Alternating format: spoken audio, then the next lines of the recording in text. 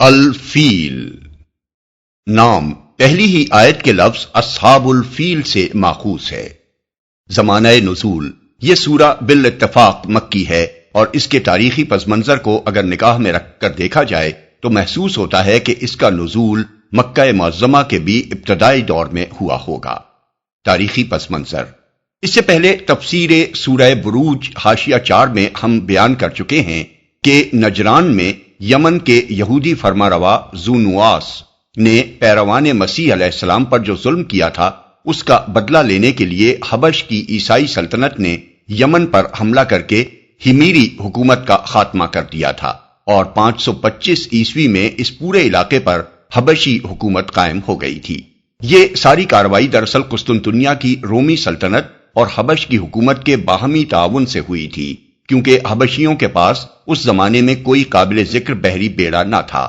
بیڑا رومیوں نے فراہم کیا اور حبش نے اپنی 70,000 فوج اسی کے ذریعے سے یمن کے ساحل پر اتاری۔ آگے کے معاملات سمجھنے کے لیے یہ بات ابتدا ہی میں جان لینی چاہیے کہ یہ سب کچھ محض مذہبی جذبے سے نہیں ہوا تھا، بلکہ اس کے پیچھے معاشی اور سیاسی اغراض بھی کام کر رہی تھیں، بلکہ غالباً وہی اس کا اصل محرک تھیں، اور عیسائی مظلومین کے خون کا انتقام ایک بہانے سے زیادہ کچھ نہ تھا۔ رومی سلطنت جب سے مصر و شام پر قابض ہوئی تھی اسی وقت سے اس کی یہ کوشش تھی کہ مشرقی افریقہ، ہندوستان، انڈونیشیا وغیرہ ممالک اور رومی مقبوضات کے درمیان جس تجارت پر عرب صدیوں سے قابض چلے آ رہے تھے اسے عربوں کے قبضے سے نکال کر خود اپنے قبضے میں لے لے، تاکہ اس کے منافع پورے کے پورے اسی کو حاصل ہوں اور عرب تاجروں کا واسطہ درمیان سے ہٹ جائے۔ اس مقصد کے لیے 24 یا 25 قبل مسیح میں قیصر آگسٹس نے ایک بڑی فوج رومی جنرل ایلیس گالوس کی قیادت میں عرب کے مغربی ساحل پر اتار دی تاکہ وہ اس بحری راستے پر قابض ہو جائے جو جنوبی عرب سے شام کی طرف جاتا تھا۔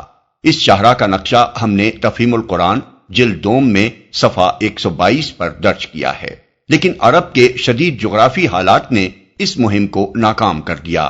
اس کے بعد رومی اپنا جنگی بیڑا بحر احمر میں لے آئے اور انہوں نے عربوں کی اس تجارت کو ختم کر دیا جو وہ سمندر کے راستے کرتے تھے، اور صرف بری راستہ ان کے لیے باقی رہ گیا۔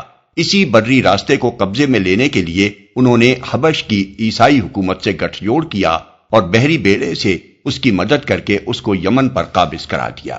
یمن پر جو حبشی فوج حملہ آور ہوئی تھی اس کے متعلق عرب مورخین کے بیانات مختلف ہیں۔ حافظ ابن کثیر نے لکھا ہے کہ وہ 2 امیروں کی قیادت میں تھی، ایک اریات اور دوسرا ابرہا، اور محمد بن اسحاق کی روایت ہے کہ اس فوج کا امیر اریات تھا اور ابرہا اس میں شامل تھا۔ پھر دونوں اس بات پر متفق ہیں کہ ابرہا اور اریات باہم لڑ پڑے، مقابلے میں اریات مارا گیا، ابرہا ملک پر قابض ہو گیا، اور پھر اس نے شاہ حبش کو اس بات پر راضی کر لیا کہ وہ اسی کو یمن پر اپنا نائب مقرر کرتے۔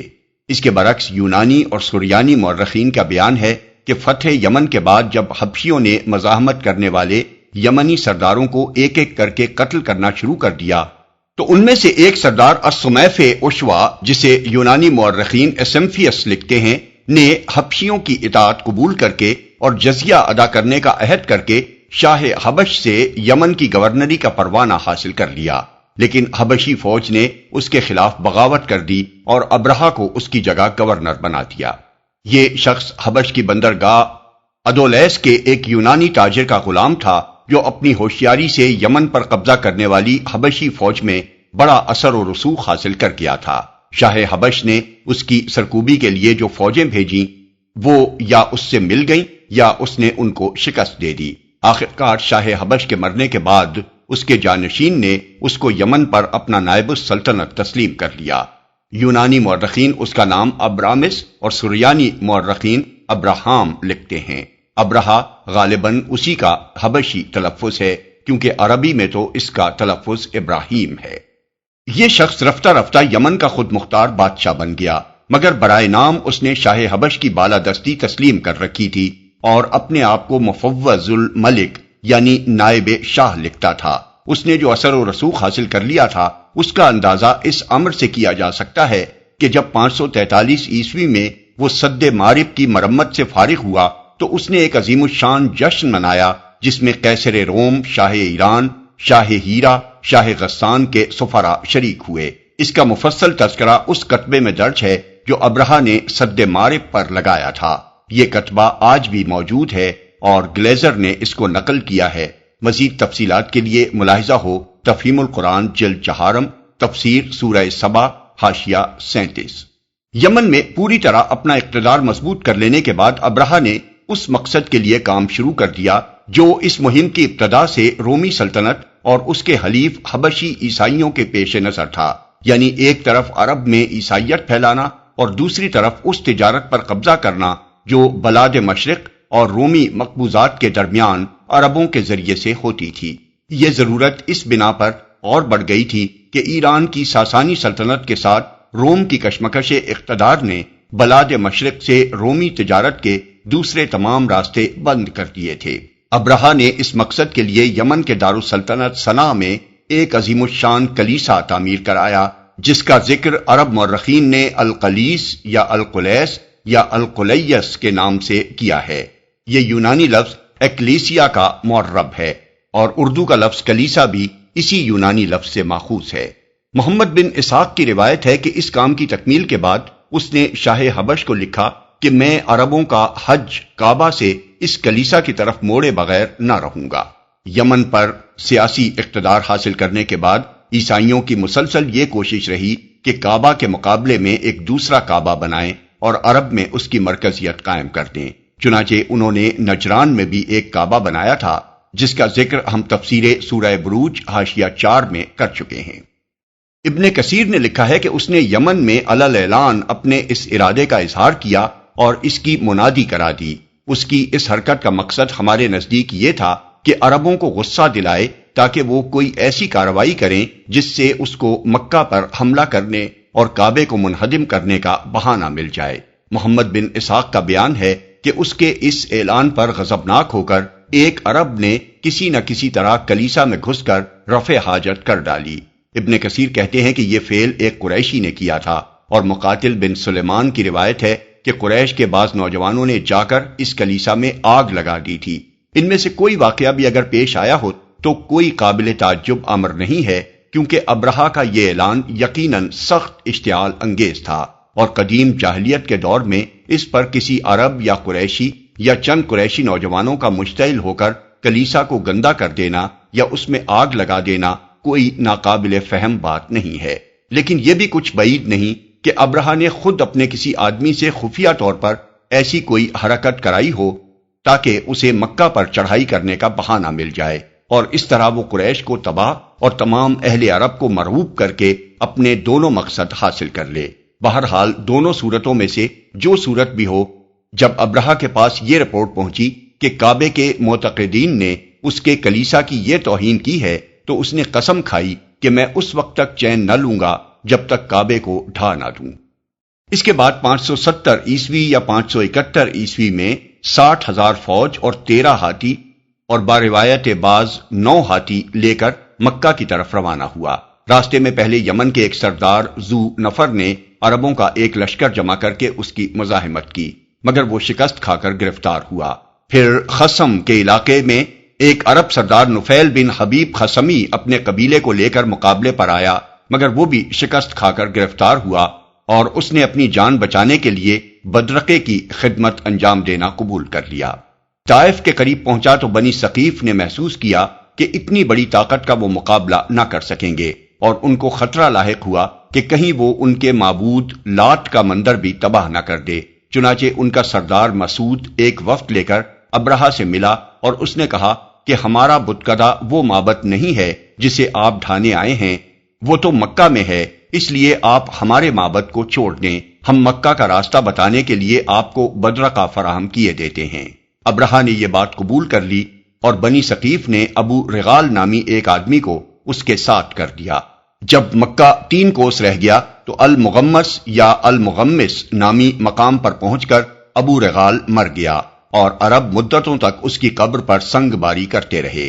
بنی ثقیف کو بھی وہ سالہ سال تک تانے دیتے رہے کہ انہوں نے لات کے مندر کو بچانے کے لیے بیت اللہ پر حملہ کرنے والوں سے تعاون کیا۔ محمد بن اسحاق کی روایت ہے کہ المغمس سے ابرہہ نے اپنے مقدمۃ الجیش کو آگے بڑھایا اور وہ اہل تہامہ اور قریش کے بہت سے مویشی لوٹ لے گیا، جن میں رسول اللہ صلی اللہ علیہ وسلم کے دادا عبد المطلب کے بھی 200 اونٹ تھے۔ اس کے بعد اس نے اپنے ایک ایلچی کو مکے بھیجا اور اس کے ذریعے سے اہل مکہ کو یہ پیغام دیا کہ میں تم سے لڑنے نہیں آیا ہوں بلکہ اس گھر یعنی کعبہ کو ڈھانے آیا ہوں۔ اگر تم نہ لڑو تو میں تمہاری جان و مال سے کوئی تعرض نہ کروں گا۔ نیز اس نے اپنے ایلچی کو ہدایت کی کہ اہل مکہ اگر بات کرنا چاہیں تو ان کے سردار کو میرے پاس لے آنا۔ مکے کے سب سے بڑے سردار اس وقت عبد المطلب تھے۔ ایلچی نے ان سے مل کر ابرہہ کا پیغام پہنچایا۔ انہوں نے کہا، ہم میں ابرہہ سے لڑنے کی طاقت نہیں ہے، یہ اللہ کا گھر ہے، وہ چاہے گا تو اپنے گھر کو بچا لے گا۔ ایلچی نے کہا، آپ میرے ساتھ ابرہہ کے پاس چلیں۔ وہ اس پر راضی ہو گئے اور اس کے ساتھ چلے گئے۔ وہ اس قدر وجیح اور شاندار شخص تھے کہ ان کو دیکھ کر ابرہہ بہت متاثر ہوا اور اپنے تخت سے اتر کر ان کے پاس آ کر بیٹھ گیا۔ پھر پوچھا کہ آپ کیا چاہتے ہیں؟ انہوں نے کہا کہ میرے جو اونٹ پکڑ لیے گئے ہیں وہ مجھے واپس دے دیے جائیں۔ ابرہہ نے کہا، آپ کو دیکھ کر تو میں بہت متاثر ہوا تھا، مگر آپ کی اس بات نے آپ کو میری نظر سے گرا دیا کہ آپ اپنے اونٹوں کا مطالبہ کر رہے ہیں، اور یہ گھر جو آپ کا اور آپ کے دین آبائی کا مرجع ہے اس کے بارے میں کچھ نہیں کہتے۔ انہوں نے کہا، میں تو صرف اپنے اونٹوں کا مالک ہوں اور انہی کے بارے میں آپ سے درخواست کر رہا ہوں۔ رہا یہ گھر تو اس کا ایک رب ہے، وہ اس کی حفاظت خود کرے گا۔ ابرہہ نے کہا، وہ اس کو مجھ سے نہ بچا سکے گا۔ عبد المطلب نے کہا، آپ جانیں اور وہ جانے۔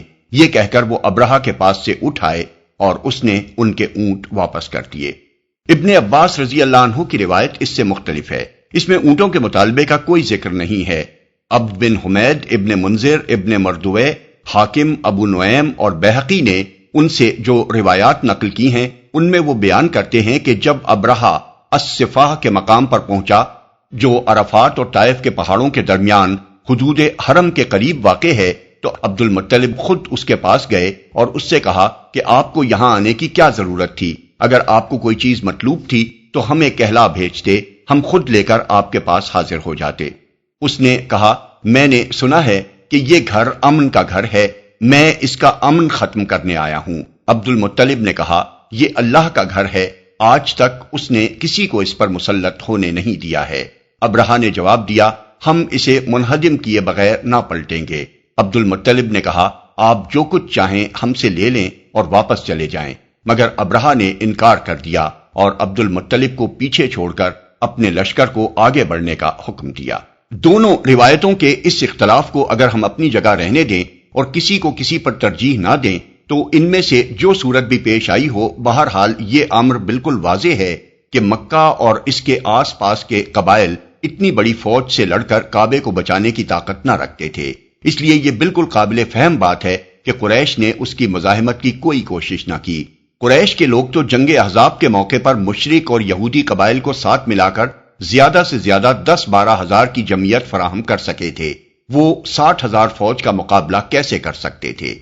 محمد بن اسحاق بیان کرتے ہیں کہ ابرہہ کی لشکرگاہ سے واپس آ کر عبد المطلب نے قریش والوں سے کہا کہ اپنے بال بچوں کو لے کر پہاڑوں میں چلے جائیں تاکہ ان کا قتل عام نہ ہو جائے۔ پھر وہ اور قریش کے چند سردار حرم میں حاضر ہوئے اور کعبے کے دروازے کا کنڈا پکڑ کر انہوں نے اللہ تعالیٰ سے دعائیں مانگی کہ وہ اپنے گھر اور اس کے خادموں کی حفاظت فرمائے۔ اس وقت خانہ کعبہ میں 360 بت موجود تھے، مگر یہ لوگ اس نازک گھڑی میں ان سب کو بھول گئے اور انہوں نے صرف اللہ کے آگے دست سوال پھیلایا۔ ان کی جو دعائیں تاریخوں میں منقول ہوئی ہیں ان میں اللہ واحد کے سوا کسی دوسرے کا نام تک نہیں پایا جاتا۔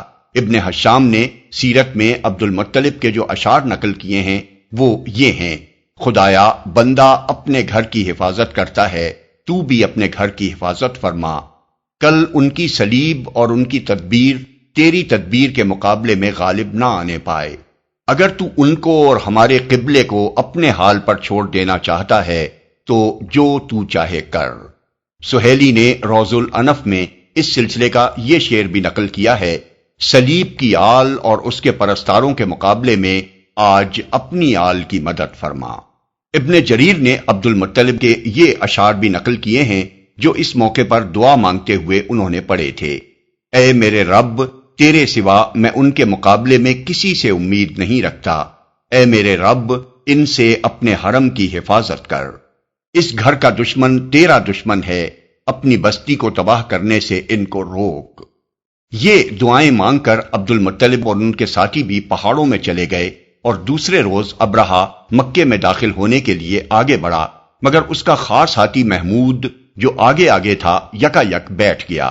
اس کو بہت تبر مارے گئے، آنکھوں سے کچوکے دیے گئے، یہاں تک کہ اسے زخمی کر دیا گیا، مگر وہ نہ ہلا۔ اسے جنوب، شمال، مشرق کی طرف موڑ کر چلانے کی کوشش کی جاتی تو وہ دوڑنے لگتا، مگر مکے کی طرف موڑا جاتا تو وہ فوراً بیٹھ جاتا اور کسی طرح آگے بڑھنے کے لیے تیار نہ ہوتا۔ اتنے میں پرندوں کے جھنڈ اپنی چونچوں اور پنجوں میں سنگریزے لیے ہوئے آئے، اور انہوں نے اس لشکر پر ان سنگریزوں کی بارش کر دی، جس پر بھی یہ کنکر گرتے اس کا جسم گلنا شروع ہو جاتا۔ محمد بن اسحاق اور اکرمہ کی روایت ہے کہ یہ چیچک کا مرض تھا، اور بلاد عرب میں سب سے پہلے چیچک اسی سال دیکھی گئی۔ ابن عباس رضی اللہ عنہ کی روایت ہے کہ جس پر کوئی کنکری گرتی اسے سخت کھجلی لاحق ہو جاتی، اور کھجاتے ہی جلد پھٹتی اور گوشت جھڑنا شروع ہو جاتا۔ ابن عباس رضی اللہ عنہ کی دوسری روایت ہے کہ گوشت اور خون پانی کی طرح بہنے لگتا اور ہڈیاں نکل آتی تھیں۔ خود ابرہہ کے ساتھ بھی یہی ہوا، اس کا جسم ٹکڑے ٹکڑے ہو کر گر رہا تھا، اور جہاں سے کوئی ٹکڑا گرتا وہاں سے پیپ اور لہو بہنے لگتا۔ افراتفری میں ان لوگوں نے یمن کی طرف بھاگنا شروع کیا۔ نفیل بن حبیب خصمی کو، جسے یہ لوگ بدرقہ بنا کر بلاد خصم سے پکڑ لائے تھے، تلاش کر کے انہوں نے کہا کہ واپسی کا راستہ بتائے، مگر اس نے صاف انکار کر دیا اور کہا اب بھاگنے کی جگہ کہاں ہے جبکہ خدا تعاقب کر رہا ہے، اور نکٹا یعنی ابرہہ مغلوب ہے، غالب نہیں ہے۔ اس بھگدڑ میں جگہ جگہ یہ لوگ گر گر کر مرتے رہے۔ عطا بن یسار کی روایت ہے کہ سب کے سب اسی وقت ہلاک نہیں ہو گئے، بلکہ کچھ تو وہیں ہلاک ہوئے اور کچھ بھاگتے ہوئے راستے بھر گرتے چلے گئے۔ ابرہہ بھی بلاد خصم پہنچ کر مرا۔ اللہ تعالیٰ نے حبشیوں کو صرف یہی سزا دینے پر اکتفا نہ کیا، بلکہ 3-4 سال کے اندر یمن سے حبشی اقتدار ہمیشہ کے لیے ختم کر دیا۔ تاریخ سے معلوم ہوتا ہے کہ واقعہ فیل کے بعد یمن میں ان کی طاقت بالکل ٹوٹ گئی۔ جگہ جگہ یمنی سردار علم بغاوت لے کر اٹھ کھڑے ہوئے۔ پھر ایک یمنی سردار سیف بن ذی یزن نے شاہ ایران سے فوجی مدد طلب کی، اور ایران کی صرف 1000 فوج جو 6 جہازوں کے ساتھ آئی تھی، حبشی حکومت کا خاتمہ کر دینے کے لیے کافی ہو گئی۔ یہ 575 کا واقعہ ہے۔ یہ واقعہ مزدلفہ اور منا کے درمیان وادی محصب کے قریب محصر کے مقام پر پیش آیا تھا۔ صحیح مسلم اور ابو داؤد کی روایت کے مطابق رسول اللہ صلی اللہ علیہ وسلم کے حجۃ الوداع کا جو قصہ امام جعفر صادق نے اپنے والد ماجد امام محمد باقر سے اور انہوں نے حضرت جابر بن عبداللہ سے نقل کیا ہے، اس میں وہ بیان فرماتے ہیں کہ رسول اللہ صلی اللہ علیہ وسلم جب مزدلفہ سے منا کی طرف چلے تو محصر کی وادی میں آپ نے رفتار تیز کر دی۔ امام نووی اس کی شرح کرتے ہوئے لکھتے ہیں کہ اصحاب الفیل کا واقعہ اسی جگہ پیش آیا تھا، اس لیے سنت یہی ہے کہ آدمی یہاں سے جلدی گزر جائے۔ موطا میں امام مالک روایت کرتے ہیں کہ حضور صلی اللہ علیہ وسلم نے فرمایا کہ مزدلفہ پورا کا پورا ٹھہرنے کا مقام ہے، مگر محصر کی وادی میں نہ ٹھہرا جائے۔ نفیل بن حبیب کے جو اشعار ابن اسحاق نے نقل کیے ہیں، ان میں وہ اس واقعے کا آنکھوں دیکھا حال بیان کرتا ہے۔ اے روینا، کاش تو دیکھتی اور تو نہیں دیکھ سکے گی جو کچھ ہم نے وادی محصب کے قریب دیکھا۔ میں نے اللہ کا شکر کیا جب میں نے پرندوں کو دیکھا، اور مجھے ڈر لگ رہا تھا کہ کہیں پتھر ہم پر نہ آ پڑیں۔ ان لوگوں میں سے ہر ایک نفیل کو ڈھونڈ رہا تھا، گویا کہ میرے اوپر حبشیوں کا کوئی قرض آتا تھا۔ یہ اتنا بڑا واقعہ تھا کہ جس کی تمام عرب میں شہرت ہو گئی، اور اس پر بہت سے شعراء نے قصائد کہے۔ ان قصائد میں یہ بات بالکل نمایاں ہے کہ سب نے اسے اللہ تعالیٰ کی قدرت کا اعجاز قرار دیا، اور کہیں اشارتاً کنایتاً بھی یہ نہیں کہا کہ اس میں ان بتوں کا بھی کوئی دخل تھا جو کعبے میں پوجے جاتے تھے۔ مثال کے طور پر عبداللہ ابن زبارہ کہتا ہے، 60,000 تھے جو اپنی سرزمین کی طرف واپس نہ جا سکے، اور نہ واپس ہونے کے بعد ان کا بیمار یعنی ابرہہ زندہ رہا۔ یہاں ان سے پہلے عاد اور جرہم تھے، اور اللہ بندوں کے اوپر موجود ہے جو اسے قائم رکھے ہوئے ہے۔ ابو قیس بن اسلت کہتا ہے، اٹھو اور اپنے رب کی عبادت کرو اور مکہ و منا کی پہاڑیوں کے درمیان بیت اللہ کے کونوں کو مسح کرو۔ جب عرش والے کی مدد تمہیں پہنچی تو اس بادشاہ کے لشکروں نے ان لوگوں کو اس حال میں پھیر دیا کہ کوئی خاک میں پڑا تھا اور کوئی سنگسار کیا ہوا تھا۔ یہی نہیں بلکہ حضرت ام ہانی اور حضرت زبیر بن العوام کی روایت ہے کہ رسول اللہ صلی اللہ علیہ وسلم نے فرمایا، قریش نے 10 سال اور بروایت بعض 7 سال تک اللہ وحدہ لا شریک کے سوا کسی کی عبادت نہ کی۔ ام ہانی کی روایت امام بخاری نے اپنی تاریخ میں اور طبرانی، حاکم، ابن مردوے اور بیہقی نے اپنی کتب حدیث میں نقل کی ہے۔ حضرت زبیر کا بیان طبرانی اور ابن مردوے اور ابن عساکر نے روایت کیا ہے، اور اس کی تائید مزید حضرت سعید بن مسیب کی اس مرسل روایت سے ہوتی ہے جو خطیب بغدادی نے اپنی تاریخ میں درج کی ہے۔ جس سال یہ واقعہ پیش آیا، اہل عرب اسے عام الفیل یعنی ہاتھیوں کا سال کہتے ہیں، اور اسی سال رسول اللہ صلی اللہ علیہ وسلم کی ولادت مبارکہ ہوئی۔ محدثین اور مورخین کا اس بات پر قریب قریب اتفاق ہے کہ اصحاب الفیل کا واقعہ محرم میں پیش آیا تھا اور حضور کی ولادت ربیع الاول میں ہوئی تھی۔ اکثریت یہ کہتی ہے کہ آپ کی ولادت واقع فیل کے 50 دن بعد ہوئی۔ مقصود کلام، جو تاریخی تفصیلات اوپر درج کی گئی ہیں ان کو نگاہ میں رکھ کر سورہ فیل پر غور کیا جائے تو یہ بات اچھی طرح سمجھ میں آ جاتی ہے کہ اس سورہ میں اس قدر اختصار کے ساتھ صرف اصحاب الفیل پر اللہ تعالیٰ کے عذاب کا ذکر کر دینے پر کیوں اکتفا کیا گیا ہے۔ واقعہ کچھ بہت پرانا نہ تھا، مکے کا بچہ بچہ اس کو جانتا تھا، عرب کے لوگ عام طور پر اس سے واقف تھے۔ تمام اہل عرب اس بات کے قائل تھے کہ ابرہہ کے اس حملے سے کعبے کی حفاظت کسی دیوی یا دیوتا نے نہیں بلکہ اللہ تعالیٰ نے کی تھی۔ اللہ ہی سے قریش کے سرداروں نے مدد کے لیے دعائیں مانگی تھیں، اور چند سال تک قریش کے لوگ اس واقعے سے اس قدر متاثر رہے تھے کہ انہوں نے اللہ کے سوا کسی کی عبادت نہ کی تھی۔ اس لیے سورہ فیل میں ان تفصیلات کے ذکر کی حاجت نہ تھی، بلکہ صرف اس واقعے کو یاد دلانا کافی تھا تاکہ قریش کے لوگ خصوصاً اور اہل عرب عموماً اپنے دلوں میں اس بات پر غور کریں کہ محمد صلی اللہ علیہ وسلم جس چیز کی طرف دعوت دے رہے ہیں وہ آخر اس کے سوا اور کیا ہے کہ تمام دوسرے معبودوں کو چھوڑ کر صرف اللہ وحدہ لا شریک کی عبادت کی جائے۔ نیز وہ یہ بھی سوچ لیں کہ اگر اس دعوت حق کو دبانے کے لیے انہوں نے زور زبردستی سے کام لیا تو جس خدا نے اصحاب الفیل کا تہس نہس کیا تھا اسی کے غضب میں وہ گرفتار ہوں گے۔ بسم اللہ الرحمن الرحیم۔ شروع اللہ کے نام سے جو رحمان و رحیم ہے۔ الم تر کیف فعل ربک باصحاب الفیل؟ تم نے دیکھا نہیں کہ تمہارے رب نے ہاتھی والوں کے ساتھ کیا کیا؟ تم نے دیکھا نہیں۔ خطاب بظاہر نبی صلی اللہ علیہ وسلم سے ہے، مگر اصل مخاطب نہ صرف قریش بلکہ عرب کے عام لوگ ہیں جو اس سارے قصے سے خوب واقف تھے۔ قرآن مجید میں بکثرت مقامات پر الم ترا یعنی کیا تم نے نہیں دیکھا کہ الفاظ استعمال ہوئے ہیں، اور ان سے مقصود نبی صلی اللہ علیہ وسلم کو نہیں بلکہ عام لوگوں کو مخاطب کرنا ہے۔ مثال کے طور پر آیات ذیل ملاحظہ ہوں، سورہ ابراہیم آیت 19، سورہ الحج آیت 18 اور 65، سورہ النور آیت 43، سورہ لقمان 29 اور 31، سورہ فاطر آیت 27، سورہ زمر آیت 21۔ پھر دیکھنے کا لفظ اس مقام پر اس لیے استعمال کیا گیا ہے کہ مکے اور اطراف مکہ اور عرب کے ایک وسیع علاقے میں مکے سے یمن تک ایسے بہت سے لوگ اس وقت زندہ موجود تھے جنہوں نے اپنی آنکھوں سے اصحاب الفیل کی تباہی کا واقعہ دیکھا تھا، کیونکہ اس واقعے کو گزرے ہوئے 40-45 سال سے زیادہ زمانہ نہیں ہوا تھا، اور سارا عرب ہی اس کی ایسی متواتر خبریں دیکھنے والوں سے سن چکا تھا کہ یہ واقعہ لوگوں کے لیے آنکھوں دیکھے واقعے کی طرح یقینی تھا۔ کیا کیا؟ یہاں اللہ تعالیٰ نے کوئی تفصیل اس امر کی بیان نہیں کی کہ یہ ہاتھی والے کون تھے، کہاں سے آئے تھے اور کس غرض کے لیے آئے تھے، کیونکہ یہ باتیں سب کو معلوم تھیں۔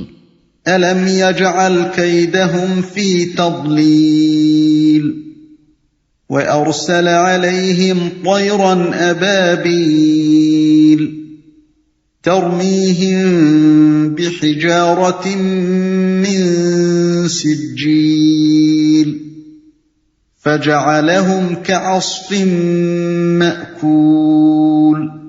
کیا اس نے ان کی تدبیر کو اکارت نہیں کر دیا اور ان پر پرندوں کے جھنڈ بھیج دیے جو ان پر پکی ہوئی مٹی کے پتھر پھینک رہے تھے، پھر ان کا یہ حال کر دیا جیسے جانوروں کا کھایا ہوا بھوسا۔ ان کی تدبیر، اصل میں لفظ قید استعمال کیا گیا ہے جو کسی شخص کو نقصان پہنچانے کے لیے خفیہ تدبیر کے معنی میں بولا جاتا ہے۔ سوال یہ ہے کہ یہاں خفیہ کیا چیز تھی؟ 60,000 کا لشکر کئی ہاتھی لیے ہوئے علانیہ یمن سے مکے آیا تھا، اور اس نے یہ بات چھپا کر نہیں رکھی تھی کہ وہ کعبے کو ڈھانے آیا ہے، اس لیے یہ تدبیر تو خفیہ نہ تھی۔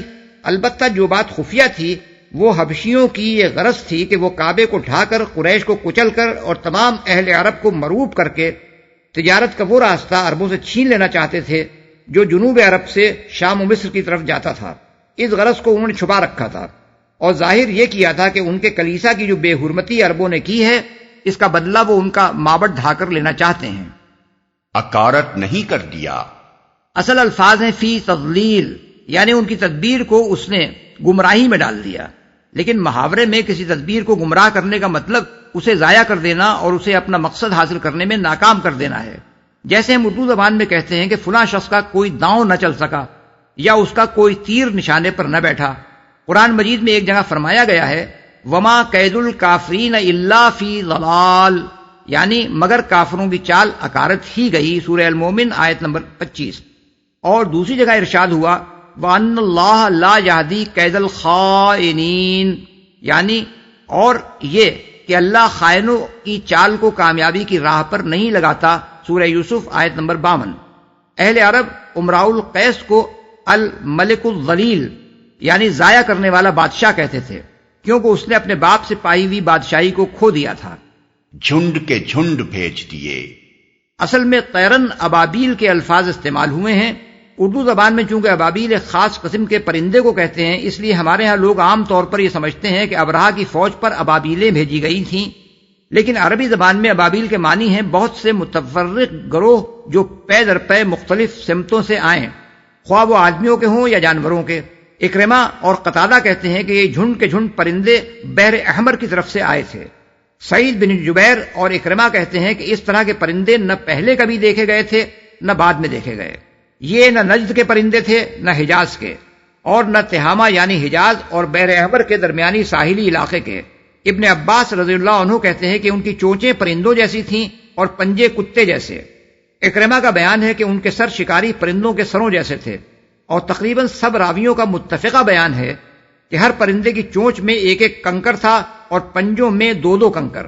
مکے کے بعض لوگوں کے پاس یہ کنکر ایک مدت تک محفوظ رہے، چنانچہ ابو نعیم نے نوفل بن ابی معاویہ کا بیان نقل کیا ہے کہ میں نے وہ کنکر دیکھے ہیں جو اصحاب الفیل پر پھینکے گئے تھے، وہ مٹر کے چھوٹے دانے کے برابر سیاہی مائل سرخ تھے۔ ابن عباس کی روایت ابو نعیم نے یہ نقل کی ہے کہ وہ چلغوزے کے برابر تھے، اور ابن مردویہ کی روایت میں ہے کہ بکری کی مینگنی کے برابر۔ ظاہر ہے کہ یہ سارے سنگریزے ایک ہی جیسے نہ ہوں گے، ان میں کچھ نہ کچھ فرق ضرور ہوگا۔ پتھر پھینک رہے تھے، اصل الفاظ ہیں بحجارۃ من سجیل، یعنی سجیل کی قسم کے پتھر۔ ابن عباس رضی اللہ عنہ فرماتے ہیں کہ یہ لفظ دراصل فارسی کے الفاظ سنگ اور گل کا معرب ہے، اور اس سے مراد وہ پتھر ہے جو مٹی کے گارے سے بنا ہو اور پک کر سخت ہو گیا ہو۔ قرآن مجید سے بھی اس کی تصدیق ہوتی ہے۔ سورہ ہود آیت 82 اور سورہ ہجر آیت 74 میں کہا گیا ہے کہ قوم لوط پر سجیل کی قسم کے پتھر برسائے گئے تھے، اور انہی پتھروں کے متعلق سورہ زاریات آیت 33 میں فرمایا گیا ہے کہ وہ حجارۃ من طین یعنی مٹی کے گارے سے بنے ہوئے پتھر تھے۔ مولانا حمید الدین فراہی مرحوم و مغفور، جنہوں نے عہد حاضر میں قرآن مجید کے معانی و مطالب کی تحقیق پر بڑا قیمتی کام کیا ہے، اس آیت میں ترمیہم کا فاعل اہل مکہ اور دوسرے اہل عرب کو قرار دیتے ہیں جو علم ترا کے مخاطب ہیں، اور پرندوں کے متعلق فرماتے ہیں کہ وہ سنگریزے نہیں پھینک رہے تھے بلکہ اس لیے آئے تھے کہ اصحاب الفیل کی لاشوں کو کھائیں۔ اس تعویل کے لیے جو دلائل انہوں نے دیے ہیں ان کا خلاصہ یہ ہے کہ عبد المطلب کا ابرہہ کے پاس جا کر کعبے کے بجائے اپنے اونٹوں کا مطالبہ کرنا کسی طرح باور کرنے کے قابل بات نہیں ہے، اور یہ بات بھی سمجھ میں آنے والی نہیں ہے کہ قریش کے لوگوں اور دوسرے عربوں نے جو حج کے لیے آئے ہوئے تھے حملہ آور فوج کا کوئی مقابلہ نہ کیا ہو اور کعبے کو اس کے رحم و کرم پر چھوڑ کر وہ پہاڑوں میں جا چھپے ہوں۔ اس لیے صورت واقعہ دراصل یہ ہے کہ عربوں نے ابرہہ کے لشکر کو پتھر مارے اور اللہ تعالیٰ نے پتھراؤ کرنے والی طوفانی ہوا بھیج کر اس لشکر کا بھرکس نکال دیا. پھر پرندے ان لوگوں کی لاشیں کھانے کے لیے بھیجے گئے. لیکن جیسا کہ ہم دیباچے میں بیان کر چکے ہیں، روایت صرف یہی نہیں ہے کہ عبد المطلب اپنے اونٹوں کا مطالبہ کرنے گئے تھے، بلکہ یہ بھی ہے کہ انہوں نے اونٹوں کا کوئی مطالبہ نہیں کیا تھا اور ابرہہ کو خانہ کعبہ پر حملہ کرنے سے باز رکھنے کی کوشش کی تھی. ہم یہ بھی بتا چکے ہیں کہ تمام معتبر روایات کی روح سے ابرہہ کا لشکر محرم میں آیا تھا جبکہ حجاج واپس جا چکے تھے. اور یہ بھی ہم نے بتا دیا ہے کہ 60,000 کے لشکر کا مقابلہ کرنا قریش اور آس پاس کے عرب قبائل کے بس کا کام نہ تھا. وہ تو غزوہ احزاب کے موقع پر بڑی تیاریوں کے بعد مشرکین عرب اور یہودی قبائل کی جو فوج لائے تھے وہ 10-12 ہزار سے زیادہ نہ تھی. پھر بھلا وہ 60,000 فوج کا مقابلہ کرنے کی کیسے ہمت کر سکتے تھے؟ تاہم ان ساری دلیلوں کو نظر انداز بھی کر دیا جائے اور صرف سورہ فیل کی ترتیب کلام کو دیکھا جائے تو یہ تعویل اس کے خلاف پڑتی ہے. اگر بات یہی ہوتی کہ پتھر اربوں نے مارے اور اصحاب فیل بھس بن کر رہ گئے اور اس کے بعد پرندے ان کی لاشیں کھانے کو آئے تو کلام کی ترتیب یوں ہوتی کہ ترمیہم بحجارۃ من سجیل فجعلہم کعصف ماکول وارسل علیہم طیرا ابابیل، یعنی تم ان کو پکی ہوئی مٹی کے پتھر مار رہے تھے، پھر اللہ نے ان کو کھائے ہوئے بھس جیسا کر دیا اور اللہ نے ان پر جھنڈ کے جھنڈ پرندے بھیج دیے. لیکن یہاں ہم دیکھتے ہیں کہ پہلے اللہ تعالیٰ نے پرندوں کے جھنڈ بھیجنے کا ذکر فرمایا ہے، پھر اس کے متصلاً بعد ترمیہم بحجارۃ من سجیل، جو ان کو پکی ہوئی مٹی کے پتھر مار رہے تھے فرمایا ہے، اور آخر میں کہا ہے کہ پھر اللہ نے ان کو کھائے ہوئے بھس جیسا کر دیا. کھایا ہوا بھوسا. اصل الفاظ ہیں کعصف مأکول. عصف کا لفظ سورہ رحمان آیت نمبر 12 میں آیا ہے، ذو العصف والریحان، اور غلہ بھوسے اور دانے والا. اس سے معلوم ہوا کہ عصف کے معنی اس چھلکے کے ہیں جو غلے کے دانوں پر ہوتا ہے اور جسے کسان دانے نکال کر پھینک دیتے ہیں، پھر جانور اسے کھاتے بھی ہیں اور کچھ ان کے چبانے کے دوران میں گرتا بھی جاتا ہے اور کچھ ان کے پاؤں تلے روندا بھی جاتا ہے.